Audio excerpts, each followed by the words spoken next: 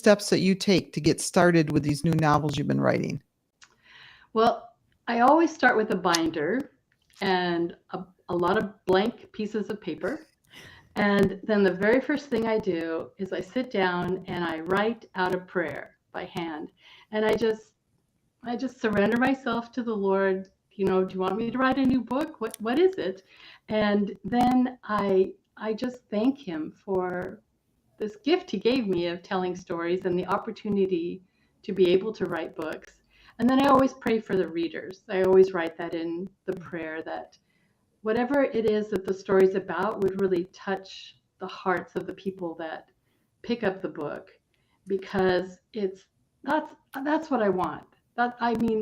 It's wonderful to have books that entertain us and soothe us, but really, if a book inspires you and goes deep in your heart, then that's a treasure. Those are the books I love and I want to read again. So I always pray for the reader that they would be able to get something from the book. So that's the start. And then I start collecting all kinds of pieces. Maybe I cut out pictures from magazines, or I look up things online to get details about a location. Then I start dreaming about the characters. What's their name? And my process, I'll just tell you quickly, is I always, with a character, I find a picture of them and I cut it out and I paste it on a piece of paper in my binder. And then I introduce myself to them. Hello, my name is Robin. What's your name? And then in my imagination, they always tell me, and sometimes they tell me their middle name, which is, oh, you're a chatty one. Okay. And then I just have 3 questions. What's your name? And then tell me something really interesting about you. And then the third thing is, what's your problem? Because you can't have fiction without friction. So I just want to know, in a nutshell, who are you and what's interesting about you, and what's the problem? And then I start thinking about how that will be solved in the story. So that's how I start. And then it just takes a long time to get to the finish line. Well, then I have to ask, have you ever had a character say, I have a problem with so-and-so who you didn't know yet? Or not? Ooh. Well, usually, because we're all such myopic as humans, right? Usually the characters, it's a problem where they're struggling interpersonally, or something Okay. that's happened to them. So that, for instance, in this Tea with Elephants, one of the characters has been really, I don't want to give it away, but she's been really established in what she's been doing for a long time. And that turns around. And then she's not sure who she is, or what she's good at, or what she's able to do next.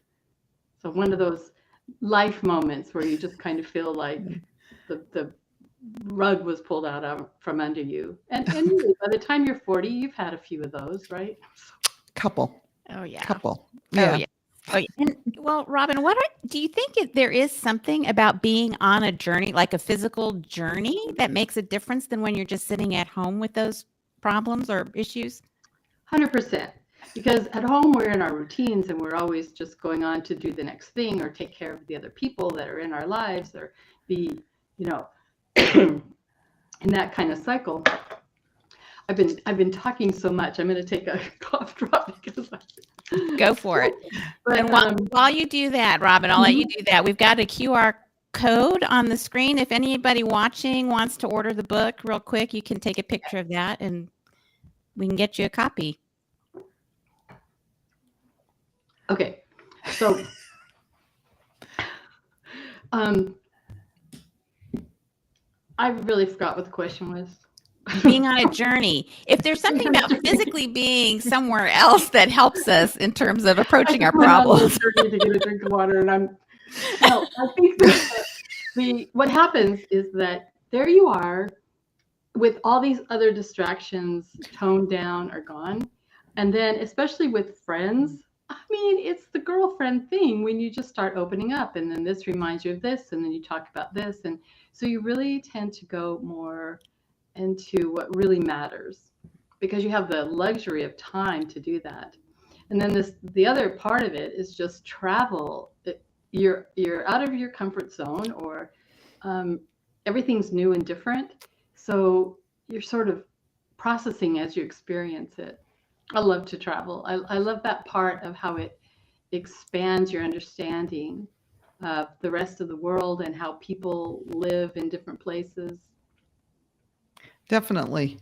And so it's been a couple years, and I don't want to mention how many because I was around when they were released, but it's travel is different now than when you wrote Sister Chicks. Yeah, It's been 20 years. it Is that has. right? You can mention it. Yeah. Okay. I don't want to insult anybody, and I love them, by the way. I have all of them at home. So how did you have to change things for the travel in this series, the Tea with Elephants and the Suitcase Sisters?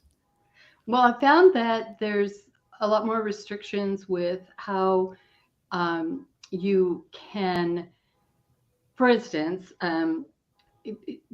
the travel part with making reservations is easier online, but then there are a lot more factors. Maybe I should say factors instead of restrictions. Where it Okay. used to be a lot more straightforward. You just get the ticket, but now is this going to be with luggage and is that an extra charge? And so you have to do a lot of research. And I think that when the different destinations, because in the Suitcase Sister series, there'll be different friends in each book and they'll be going to different locations. But one place I was researching, I discovered that it's a city and you have to pay to just go into the city to visit for the day. And that's Really? becoming more popular in Europe because of the impact of tourists. So it isn't just as free to do things. But I think the other thing that changed is the way that we process the experience of travel now.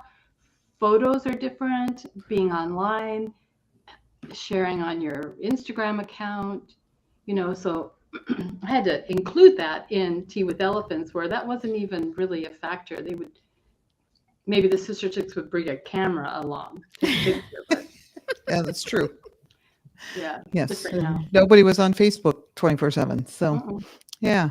Interesting. And I found that, the comparisons there were fascinating to me. So, the other question I have, and you touched on it lightly just a second ago in one of your answers, is why do you think friendships are so important to women?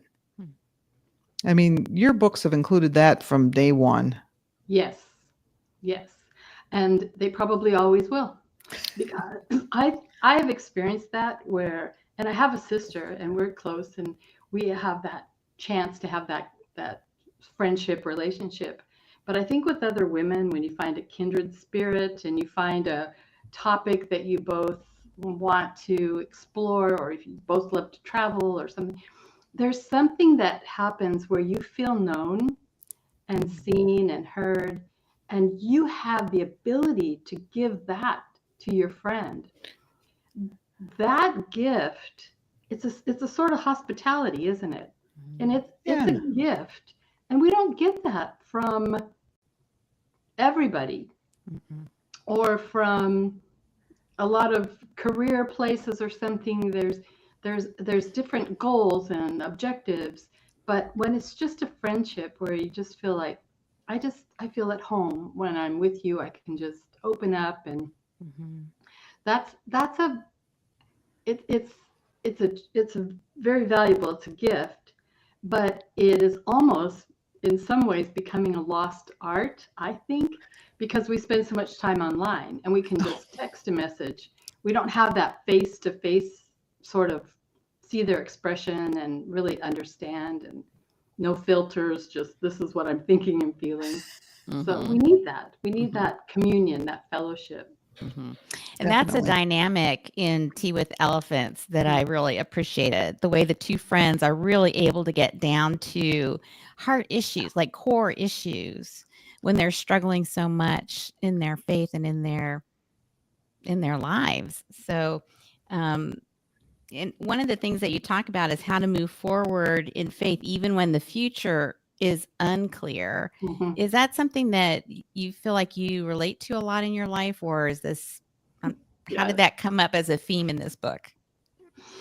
It has been a theme in my life, and when I first got the ideas about what Tea with Elephants could be about, we had just come through a pretty big transition. We'd lived on Maui in Hawaii for 10 years, and my husband's health was such that we needed to get to the mainland to get to California where he could get the right kind of doctors, because the resources were just so limited where we lived.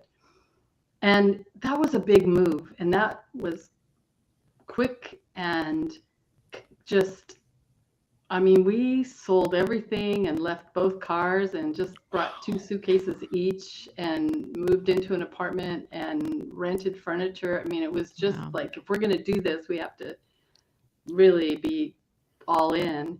And it's been 3 years now, so we have furniture, we're fine, we're we're settled in. But just that kind of transition, so to tell a story where characters are feeling like, what this I had it all figured out, it was just going just fine, and now it's all been overturned. And how do I find my bearings, and how do I find what it is that God wants me to do or is doing, or where is he? All those questions. Mm-hmm, So yeah, that was important to me to kind of express that through one of the characters. mm-hmm, mm-hmm. And I love the way as things shift, other things open up, which Just is like like, in real life, Yeah. isn't it? I know. Yeah. I So know, Rob, and I love to be able to show that. Like, she didn't even see this or that or another possibility coming, and mhm, there it was. mhm, And that's mhm, God. He just puts everything together so beautifully. mhm, mhm. Yeah, he always does. And you always have in your books these issues. And some of them are pretty heavy. I mean, the ones you deal with in Tea with Elephants, but also some of your other books. So and every time I read one of your books, I always feel like, well, did you live in my closet? How do you know which issues to bring up? So where do you get, I don't know if the ideas is the right word, but how do you know which issues to use? There are 2 sources. One is whatever God's doing in my life, and it feels that I'm not alone in that, and I want to speak to that in the story. Secondly, I received a lot of mail, and I love it. And I feel like readers, if they connect with one of my books, then they feel this secure, they feel safe in telling me about their life, which is really interesting. And so when I receive those letters and they say, I just want to tell you, your book helped me because this is what I'm going through, and I learned from them, or they will share something in a hidden direct message on Instagram or something. Just, would you pray for me? This is going on. And so I feel like that's the research there for writing contemporary women's novels with themes of friendship and growing closer to each other and closer to God, that these themes are happening throughout our culture in the West. And for us to be able to have a story where it's different. If I wrote a nonfiction book about some of these topics, it would be helpful and direct and kind and gentle. But in a novel, something happens when you sit down, your cup of tea, and you relax and you start reading and you think, oh, that's me. Or like you just said, Chris, how are you aware that that was going on? And then it's just, I mean, that's what Jesus did when he told parables over and over. It was just, here's a story, let me tell you. And then as the listener, as the reader, when you take that in, it starts to make the changes. You start to see, you have a role model. You see Yeah. a path that you can take. Yeah. I liken it to a piece of artwork. It's Oh. art that you can then imagine more to it, or you see yourself in it, and it just gets your thoughts going in a different way I love than when that. it's just direct. But speaking of your readers, Robin, we do want to let people know that in another couple minutes we can take questions from anybody viewing, our producer will feed some questions to us. So you'll be able to answer questions from your readers, Robin. Hopefully it'll work. How fun. But the So- other thing that you brought up too, before I forget, you mentioned tea, which is a thing I love. And I really wanted to make that particular tea that's mentioned in your book. And I didn't have all the ingredients. But then you said we have another option. Yes. Okay. I'm so glad we're going to talk about this. Get your pens ready. When I was in Nairobi and, when I gathered the ideas for this book, I was staying with a friend of mine who's Kenyan and at her home in Nairobi, and she made this delicious tea. It's masala chai. And I watched her with a pot on the stove and the milk. And so I asked for her recipe, and that is in the back of the book. But then I got on the phone with a friend of ours, Kit Tosello, who is also a Revell author. And her book just came out last month, The Color of Home. It's such a good book. So get that book. But also Bookhouse.com. Yes, exactly. And here's what happened is I sent everything to Kit, and she and her husband have a tea shop in Sisters, Oregon called Subtle Tea, SUTTLETEA.com. And so Kit went to work and tried this. Here's the ingredients, and here's how you add the milk at this point. And she came up with a very easy way to, in little packets, here's the loose tea already blended with the spices. You don't have to go, Sue was trying to find cardamom in her cupboard. It just didn't exist. Like, who has cardamom? And so Kit put it all together. So it's available now at subtletea.com. And she's named it Wanja's Masala Chai, based on the character in the book. And you can have it ordered and directly delivered to your home and enjoy it with tea with elephants. Why not? It's a tea with elephants needs a cup of tea. I love it. Yeah, we're going to crash your site tonight. So just all of us uploading tea. Oh, she would love it. That's awesome. So, by the way, if you are listening in, you can send in your questions and we will definitely ask them online. So, one of the questions that we have is, why Kenya? When you said for tea with elephants. I had the privilege, truly a privilege, to go there twice. Went to Nairobi, and I taught at a writers conference for Media Associates International. And I just loved it. I didn't expect to be as enthralled with Africa as I was. It just gets to you. Anyone who's been to Africa says sort of the same thing. It just gets to you. Yeah. And then when I went the second time, and my friend that I was mentioning, that I watched her make the tea in her apartment, she had two adventures. The first time, she set it up so that she and I could go to a hotel on Mount Kenya in the treetops, and you go to the top floor, and they, in the afternoon at 4:00, they serve tea, and you sit up here in this treetop, and you look down at the watering hole where the animals come at twilight. And there we were sipping tea with elephants. And she said, "That's going to be a title of a book someday, isn't it?" And it will. That's perfect. It will. And that was probably 10 or 11 years ago. And then the second time I went, there were a number of us women. There was a group of 5 that Wambura set up a safari for us. And so we got to go and experience the Masai Mara. And yeah, that's why it's Kenya. It gets in you. Yeah. That hotel, I have got to hunt that down. That sounds wonderful. Oh, the Treetop Hotel? Yeah. So I'll just tell you, there's 2 that are in that area, and one of them is closed. And I think the one that we went to is being renovated right now still. But the older one in the 1950s, Queen Elizabeth was visiting Kenya, and the famous story is that she went up the stairs in this treetop hotel as a princess, and she came down the stairs, the Queen of England, because while she was there, she received notice of the death of her father. So, yeah, Wow. Kenya has played throughout history in some remarkable ways, and that's why it was fun to sort of research some of those things as well. Isn't that fascinating? So Beautiful. we did get a note in. We don't really have a question with it, but I'd like to share it because I think this shares a lot of people's hearts with you.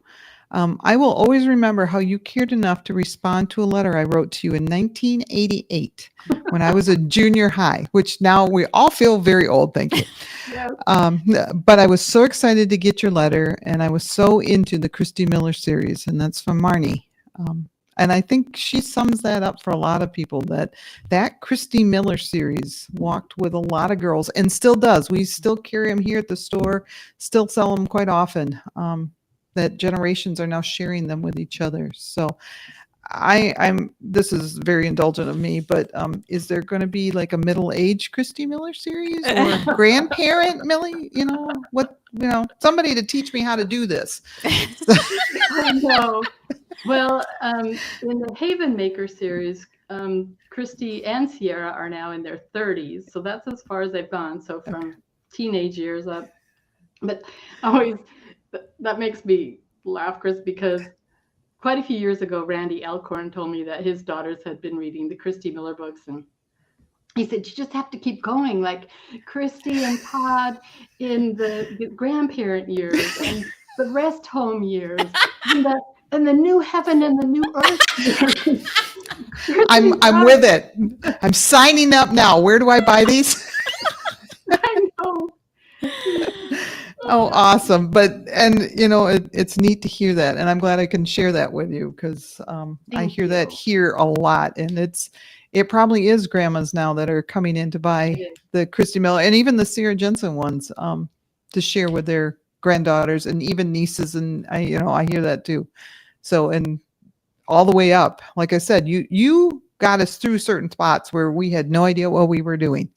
So I have to tell you this, because when I first started writing the very first Christy Miller book, 1985, 86, something like that, and I kept sending chapters off.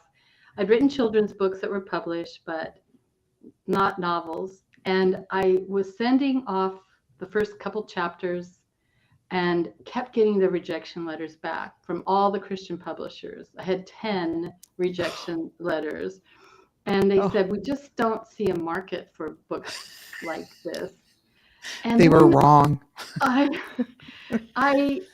know I wanted to say, would you go in your daughter's bedroom and look at what she's reading right now? You'll see that you need these kinds of stories that will fill her heart with hope. And so I wrote on a 3x5 card a verse from Psalm 102:18. And it said, let this be written for a future generation, that a people not yet created may praise the Lord. Oh, I have got goosebumps. I'm not kidding. That And is awesome. In the kitchen windowsill, we didn't have a dishwasher, so I'm washing dishes, and I looked at that verse, and I thought, all these publishers are turning it down, but I feel like the girls in our youth group were helping me write these stories, and they were so vested in them. And I thought there was something there that God was doing. So I'd read the card and I would just pray, like, okay, just let it be bigger than just a book that comes out for 6 months and is done. But Lord, just, let it be written for a future generation, that are people not yet created may praise the Lord. And that's happening. I received these letters from these 12-year-old girls that say, after I read the Christy Miller book my grandma gave me, I surrendered my heart to Jesus. And my grandma said that she read the books too. That is so awesome. What a I love legacy. it. I love it. That is quite a legacy, It is. honestly. Yeah.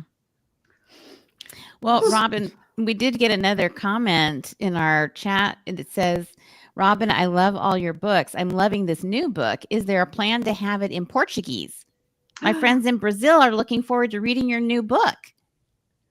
So do you know how many languages your books have been translated into?